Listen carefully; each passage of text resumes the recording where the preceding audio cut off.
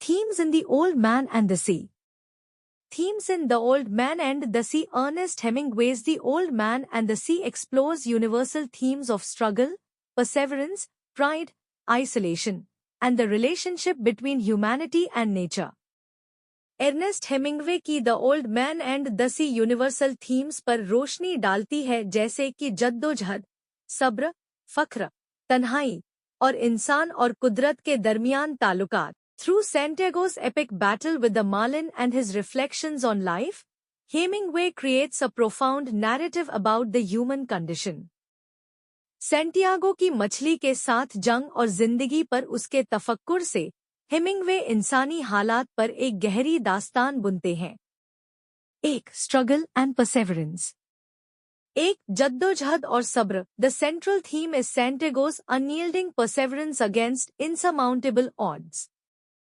इस नावल की मरकजी थीम सैंटियागो की ऐसी जद्दोजहद है जो नामुमकिन हालात में भी जारी रहती है. His struggle with the Marlin symbolizes humanity's fight against nature and life's challenges. मछली के साथ उसकी जंग इंसान और कुदरत की जद्दोजहद का इस्तियारा है. Despite his exhaustion, Santiago's determination is unshaken, as seen in his resolve.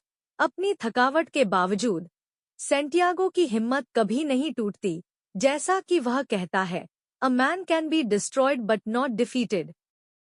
एक आदमी को तबाह किया जा सकता है, मगर हराया नहीं जा सकता. This quote encapsulates the resilience and spirit of endurance that define the human experience. यह इबारत इंसानी सब्र और बर्दाश्त की रूह को बयान करती है. 2. Pride and personal achievement. 2. फख्र और ज़ाती कामयाबी. Santiago's pride drives him to prove his worth as a fisherman despite his old age. Santiago का फख्र उसे अपनी काबिलियत साबित करने पर मजबूर करता है, चाहे उसकी उम्र बढ़ चुकी हो. His battle with the Marlin is not just for survival but to validate his skills and identity. मछली के साथ उसकी जंग सिर्फ जिंदा रहने के लिए नहीं, बल्कि अपनी पहचान और फन का इजहार करने के लिए है. Pride becomes both his motivation and his flaw, as his excessive pride leads him to venture too far into the sea. उसका यह फख्र उसका हौसला भी है और उसकी कमजोरी भी. As he reflects, जैसा कि वह कहता है, I may not be as strong as I think, but I know many tricks and I have resolution. शायद मैं उतना ताकतवर नहीं हूँ जितना समझता हूँ, लेकिन मुझे बहुत सी चालें आती हैं और मेरे अंदर हिम्मत है. The theme of pride also explores the balance between confidence and hubris. यह थीम फख्र और गुरूर के दरमियान तवाज़ुन को बयान करती है. 3. Isolation and loneliness. 3. तन्हाई और तन्हाई. Santiago's physical isolation on the sea mirrors his emotional solitude. समंदर में सैंटियागो की जिस्मानी तन्हाई उसकी जज्बाती तन्हाई की अक्कासी करती है. His only companion is the boy, Manolin, who represents hope and continuity, but even their bond is tested by Santiago's solitary journey. उसका एकमात्र साथी बच्चा मनोलिन है, जो उम्मीद और सतलुकी की अलामत है. मगर उसकी तन्हा यात्रा इस राब्ते का इम्तिहान लेती है. The sea becomes his companion, antagonist, and reflection of his inner loneliness. समंदर उसकी तन्हाई का साथी, मुखालिफ और उसकी अंदरूनी दुनिया का आईना बन जाता है. Santiago's thoughts express his connection to the sea. Santiago के ख्यालात समंदर से उसके ताल्लुकात को बयान करते हैं. No one should be alone in their old age. कोई भी बुढ़ापे में तन्हा नहीं होना चाहिए.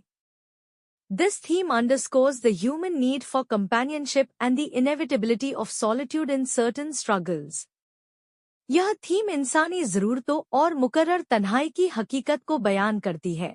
4. The interconnectedness of man and nature. 4. इंसान और कुदरत का इत्तेहाद. Hemingway portrays a deep respect for nature in Santiago's relationship with the Marlin and the sea. Hemingway ने सैंटियागो और मछली के दरमियान रिश्ते के जरिए कुदरत के लिए गहरा एहतिराम दिखाया है. Santiago views the Marlin as a worthy adversary, referring to it as his brother. Santiago मछली को भाई कहकर पुकारता है, जो इंसान और कुदरत के रिश्ते को उजागर करता है. This mutual respect highlights humanity's kinship with nature. यह आपसी एहतिराम इंसान और कुदरत के बीच रिश्ते को उजागर करता है. सैंटियागो remarks, सैंटियागो कहता है, You are killing me, fish, but you have a right to. तुम मुझे मार रहे हो, मछली, लेकिन तुम्हें हक है. The novel celebrates the beauty and dignity of the natural world while acknowledging its indifference to human struggles. यह नावल कुदरत की खूबसूरती और उसकी अजमत का जश्न मनाती है, साथ ही इंसानी जद्दोजहद के लिए उसकी बेपरवाही को भी मानती है. 5. Defeat and Redemption. 5. शिकस्त और निजात. Although Santiago loses the marlin to sharks, his journey is not in vain. हालांकि सैंटियागो मछली को शार्क से खो देता है, मगर उसकी जद्दोजहद बेकार नहीं जाती. His unyielding spirit and the respect he earns signify moral and spiritual victory. उसकी न झुकने वाली रूह और उसे मिलने वाला एहतराम उसकी रूहानी फतेह की अलामत है. As Santiago tells himself, जैसा कि सैंटियागो खुद से कहता है, but man is not made for defeat. मगर इंसान शिकस्त के लिए नहीं बना. This theme highlights the redemptive nature of struggle and the triumph of the human spirit. यह थीम जद्दोजहद की निजात और इंसानी रूह की फतेह को बयान करती है.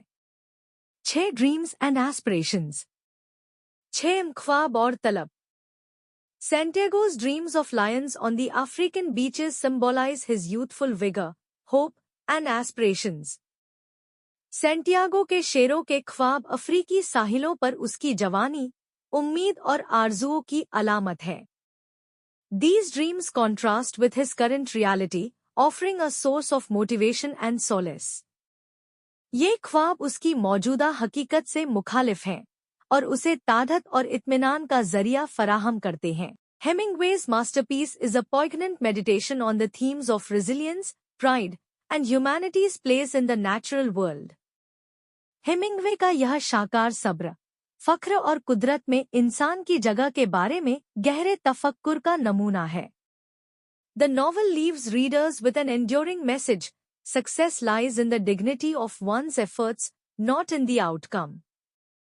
नावल अपने पाठकों को यह पैगाम देता है, कामयाबी इंसान की कोशिशों और उसके उसूलों में है, न कि नतीजों में.